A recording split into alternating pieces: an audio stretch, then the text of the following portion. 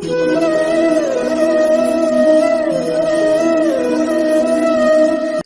நான் உங்கள் கோவிந்தராஜன். இது சப்தகிரி ட்ராவல் எக்ஸ்பி. 2 நாளாக வீடியோ போடலிங்க. சனி ஞாயிறு 2 நாளுமே எந்த வீடியோவும் போட முடியல. ஏன்னா நிறைய ஃபங்க்ஷன் இதில் ஊரில் என்னோடய சொந்த ஊர் வந்து மயிலாடுதுறைங்க. மயிலாடுதுறை பக்கத்தில் கொல்லுமாங்குடின்னு அந்த ஊரில் எங்களுடைய அண்ணன் நடராஜன் இருக்காங்க. அவங்களோட வீடு கிரகப்பிரவேசம். அதனால் அந்த ஃபங்க்ஷனில் கலந்துக்கிறதுக்காக 2 நாளாக இங்கே சென்னையில் இல்லை, ஊருக்கு போயிருந்தோம். அதனால் எந்த வீடியோவும் போட முடியல. இன்றைக்கி காலையில் தான் ஊர்லேருந்து வந்தோம். அதனால் வந்த உடனே அடுத்தது இந்த திருமலா திருப்பதி அப்டேட்ஸ் பற்றின வீடியோ இப்போ ரெடி பண்ணிகிட்ருக்கேன். இதில் இன்றைக்கி உள்ள எஸ்எஸ்டி டோக்கன் நிலவரமும் இன்னொரு டீட்டெயில்ஸ் அதை பற்றியும் சொல்கிறேன். அதுக்கப்புறம் இந்த மாதத்துக்கான அப்டேட்ஸ்லாம் வந்துருச்சு. அதை பற்றின டீட்டெயில்ஸ்லாம் தொடர்ந்து அடுத்தடுத்த வீடியோவில் பார்க்கலாங்க. இது கீழ் திருப்பதியில் கொடுக்குற எஸ்எஸ்டி டோக்கன் நிலவரம். காலைல 7 மணிக்கு மேலே தான் எடுத்து பார்த்தேன். ஃபஸ்ட்டு பார்க்கும்போது 1849 டிக்கெட் அவைலபிள் இருந்ததுங்க. கிட்டத்தட்ட ஒரு 1850 டிக்கெட் அவைலபிள் இருந்தது. இது காலைல 7:15 எடுத்தது. அதாவது 850னா எப்படிங்க, நாளைக்கு காலையில் தரிசனம் பார்க்குறது. இன்றைக்குள்ள ஸ்லாட்லாம் முடிஞ்சிருச்சு. வழக்கம் போல் இன்றைக்குள்ள ஸ்லாட் 4:30க்கு முடிஞ்சிருக்கும். அதுக்கப்புறம் நாளைக்கு காலையில் 17ஆம் தேதி சாமி தரிசனம் பார்க்கறதுக்கான டிக்கெட்டு 1850 டிக்கெட்டு காலைல 7:15க்கு அவைலபிள் இருந்ததுங்க. மறுபடியும் 8 மணிக்கு எடுத்து பார்த்தோம். 8 மணிக்கு பார்க்கும்பொழுது 1041 டிக்கெட்டு. கிட்டத்தட்ட ஒரு 3/4 மணி நேரம் ஆகப்போகுது. 3/4 மணி நேரத்தில் ஒரு 800 டிக்கெட்டு கிட்டத்தட்ட காலியாக இருக்குது. இன்னும் 1000 டிக்கெட்டுக்கு மேலே அவைலபிள் இருக்குங்க. இன்னும் ஒரு 8:30 மணி 9 மணி வரைக்கும் கிடைக்கிறதுக்கு வாய்ப்புகள் இருக்குது. சாமி தரிசனம் பார்க்குறதுக்கு போன வாரம் பூரா டேரெக்டாக பார்க்குற மாதிரி இருந்தது. இப்போ இந்த வாரம் பூரா அந்த மாதிரி கிடையாது. இந்த போன வியாழக்கிழமையிலேருந்து பார்த்தீங்கன்னா வெயிட்டிங் டைம் போட்டிருக்காங்க. கம்பார்ட்மெண்ட்டில் வந்து 4 கம்பார்ட்மெண்ட்டு 6 கம்பார்ட்மெண்ட்டுன்னு போய் கடைசியாக சனிக்கிழமை பார்த்தீங்கன்னா 10 கம்பார்ட்மெண்ட்டு மேலே ஆளுங்க இருக்காங்க. சாமி தரிசனம் பார்க்குறதுக்கு 12 ஹவர்ஸ் அப்படிங்கிற மாதிரி சனிக்கிழமை நிலவரம் மட்டும் தாங்க இருந்தது. வழக்கம் போல் நீங்கள் சாமி தரிசனம் பார்க்குறதுக்கு டிக்கெட் இல்லாமல் போகணும் அப்படிங்கிற பட்சத்தில் டேரெக்டாக போனீங்கன்னா 12 மணி நேரத்துக்கு மேலே ஆகும். அதுக்கு நீங்கள் கீழே எஸ்எஸ்டி டோக்கன் வாங்கிட்டு மேலே போய் சாமி தரிசனம் பார்க்குறது ஓரளவு சிறந்த வாய்ப்பாக இருக்குங்க. ட்ரை பண்ணி பாருங்கள். திருமலையில் வெங்கடாஜலபதி பெருமாளுக்கு இருக்கிற நகை கணக்கு பார்த்திங்கன்னா டன் கணக்கில் இருக்குங்க. அவருக்கு வந்து மாதமே வந்து அவருடைய நகை உண்டியலில் வர காணிக்கைகளே பார்த்திங்கன்னா டன் கணக்கில் தங்க நகைகள் வருது. அதனால் அவருடைய நகைகள் கணக்கெலாம் பார்த்தோம்னா நம்மளால் கணக்கே பார்க்க முடியாது. அவ்வளோ நகைகள் அவர்கிட்ட இருக்குது. அதில் அவருடைய கிரீடங்கள் வந்து ரொம்ப சிறப்பாக சொல்கிறாங்க. நிறைய கிரீடங்கள் அவர்கிட்ட இருந்தாலும் ஒரு குறிப்பிட்ட 2-3 கிரீடங்கள் மட்டும் ரொம்ப ரொம்ப சிறப்பானதாக சொல்கிறாங்க. அதில் நம்ம காலத்தில் வழங்கப்பட்ட கிரீடங்கள் பார்த்திங்கன்னா 2 கிரீடங்களை வந்து ரொம்ப சிறப்பாக சொல்கிறாங்க. அதாவது இருக்கிற பக்தர்கள் வந்து நன்கொடையாக கொடுத்ததுங்க அந்த 2 கிரீடங்களும். இதில் வந்து 2016 கோயம்புத்தூரை சேர்ந்த ஒரு தம்பதிகள், அதாவது பாலமுருகன் அபர்ணா அப்படின்னு ஒரு தம்பதிகள் 2 பேரும் அவங்க வந்து கோயிலுக்கு வெங்கடாஜலபதி பெருமாளுக்கு 1 கோடி ரூபா மதிப்புள்ள ஒரு கிரீடத்தை பரிசாலித்தாங்க. 2016 பிப்ரவரி மாதம் வழங்கப்பட்ட இந்த வைர கிரீடத்தை தேவஸ்தானம் அப்போ உள்ள தேவஸ்தான இணை அதிகாரி சின்னங்காரி ரமணா அப்படிங்கிறவர் தான் அவங்க தம்பதிகள்கிட்டருந்து அந்த வைர கிரீடத்தை பெற்றுக்கிட்டாரு. அதுக்கப்புறம் அந்த வைர கிரீடம் ஒரு சுப முகூர்த்த நாளில் ஏழுமலையானோட உற்சவமூர்த்திக்கு அனுபவிச்சாங்க அந்த கிரீடத்தை. இந்த ஃபோட்டோவில் இருக்க கிரீடத்தை பார்த்தாலே உங்களுக்கு தெரியும். இந்த கிரீடத்தை போட்டுக்கிட்டு உற்சவமூர்த்தி பல வீதி உலாவில் பார்த்துருக்கலாம் நம்ம.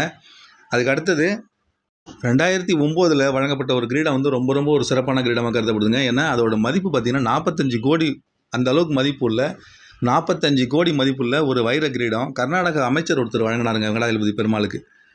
2009 அவர் வந்து கர்நாடகத்தில் சுற்றுலாத்துறை அமைச்சராக இருந்தார். கலி ஜனார்தன ரெட்டி அப்படிங்கிறவர் தான் அவரோட பேர். இவர் வந்து வெங்கடாஜலபதி பெருமாளுக்கு 45 கோடி மதிப்புள்ள வைர கிரீடத்தை காணிக்கையாக கொடுத்தாருங்க. 2009 கொடுத்தாரு அவர்.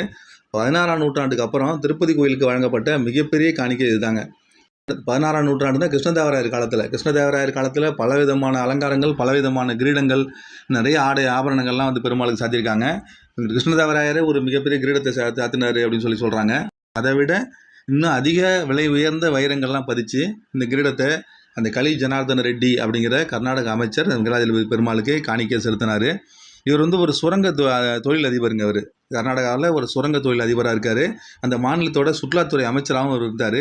அமைச்சராக இருக்கும்பொழுது தான் இந்த பெருமாளுக்கு வந்து இதை சாத்திட்டு அவர் வந்து குடும்பத்தோடு திருப்பதி ஏழுமலையான் கோயிலுக்கு வந்து அந்த கிரீடத்தை அப்போ உள்ள செயல் அதிகாரியாக இருந்த தர்மா ரெட்டி அப்படிங்கிறவர்கிட்ட அந்த கிரீடத்தை கொடுத்தாரு. 4000 கேரட் எடை கொண்ட கிரீடம் அது. கிரீடத்தை இந்த வைரத்தை பொறுத்தவரை பார்த்தீங்கன்னா கேரட் தான் சொல்லுவாங்க. எடையை கிராம் கணக்கில் சொல்ல மாட்டாங்க, கேரட் தான் சொல்லுவாங்க. இந்த கிரீடத்தில் ஒரு 70,000 வைரங்கள் கிட்டத்தட்ட பதிக்கப்பட்டிருக்குங்க. அந்த கிரீடத்தோட எடை பார்த்தீங்கன்னா கிட்டத்தட்ட ஒரு 32 கிலோங்க. அது ஒரு சுத்தமான தங்கத்தால் செய்யப்பட்ட ஒரு அற்புதமான ஒரு கிரீடங்க அது. இதோட உயரம் வந்து 2.5 அடி உயரம். பெருமாளோட தலைக்கு மேலே பார்த்தீங்கன்னா ஒரு 2.5 அடி உயரத்துக்கு ரொம்ப ரொம்ப கம்பீரமாக காட்சி அளிக்குங்க இந்த வைர கிரீடம்.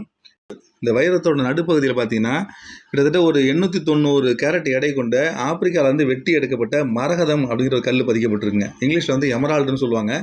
பச்சை மரகத கல்லுன்னு சொல்லுவாங்க. அந்த பச்சை கல் தான் அந்த கிரீடத்தோட நடுப்பகுதியில் பதிக்கப்பட்டிருக்கு. அந்த கல்லோட மதிப்பு மட்டுமே 10 கோடி ரூபான்னு சொல்கிறாங்க.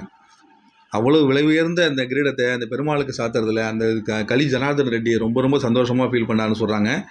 அந்த கிரீடத்தை பெருமாளுக்கு சாத்துறதுக்கு முன்னாடி வைபோத்சவ மண்டபம் இருக்குது பாருங்கள். இப்போ உள்ள அந்த ஆர்ஜித பிரம்மோத்சவம் நடக்கிற மண்டபம் அது. அந்த மண்டபத்தில் அந்த கிரீடத்தை வச்சு மிகப்பெரிய பூஜை புனஸ்காரங்கள்லாம் பண்ணி அதுக்கப்புறமா அந்த கிரீடத்தை எடுத்துகிட்டு வந்து பெருமாளுக்கு சாத்துனாங்க. இந்த இவ்வளவு சிறப்பு வாய்ந்த அந்த கிரீடத்தை பார்த்தீங்கன்னா கோயம்புத்தூரை சேர்ந்த கீர்த்திலால் ஜுவல்லர்ஸ் அப்படிங்கிற ஒரு நகைக்கடை தாங்க இந்த கிரீடத்தை செஞ்சாங்க. இந்த கிரீடத்தை வடிவமைக்கிறதுக்கு 9 மாதம் ஆச்சு அவங்களுக்கு. கர்நாடகாவில் வந்து கோயம்புத்தூரில் அந்த கீர்த்திலால் ஜுவல்லர்ஸில் கொடுத்து தான் இந்த கிரீடத்தை செஞ்சாங்க. அந்த பெருமை வந்து அந்த கோயம்புத்தூரில் உள்ள அந்த கடை தாங்க சேரும். 16ஆம் நூற்றாண்டில் விஜயநகர பேரரசல் கொடுத்த காணிக்கைகளுக்கு பிறகு கொடுக்கப்பட்ட மிகப்பெரிய காணிக்கை இதுதான் அப்படிங்கிறது தான் இந்த கிரீடத்தோட மிக முக்கியமான சிறப்பு. இந்த மாதிரி பெருமாளுக்கு வந்து நிறைய காணிக்கைகள் இருக்குங்க. விஜயநகர பேரரசில் கிருஷ்ணதேவராயர் இருக்கும் பொழுது அவர் ஒரு மிகப்பெரிய கிரீடத்தை கொடுத்தாரு. இந்த அவர் கொடுத்த கிரீடமும் அதுக்கப்புறம் இப்போ உள்ள இந்த கோயம்புத்தூரை சேர்ந்த அந்த தம்பதிகள் கொடுத்த கிரீடமும் அதுக்கப்புறம் 2009 கலி ஜனார்தன் ரெட்டி மினிஸ்டர் அவர் கொடுத்த அந்த 3 கிரீடங்கள் தான் ரொம்ப சிறப்பாக பரிசப்படுதுங்க.